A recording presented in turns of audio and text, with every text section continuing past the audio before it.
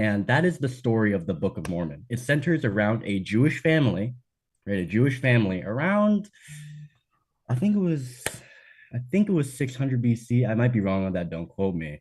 Um, but there's this guy called Lehi, and he had sons, Laman, Lemuel, and Nephi. So Laman and Lemuel, they were the doubters, right? Like these guys were like the doubters, but Nephi was like the faithful dude. So, and he was chosen to lead the family. And basically, what happened was that God was like, I'm gonna there's gonna be destruction. So you have to leave Jerusalem and go to the Americas.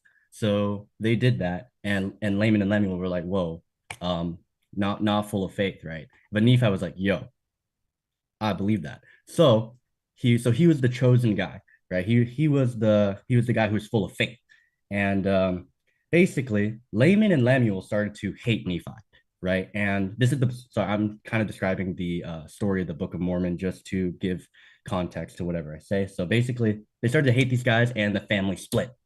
And um basically separated into two factions. The Nephites, the good guys, with Nephi, and the Lamanites, not so good guys.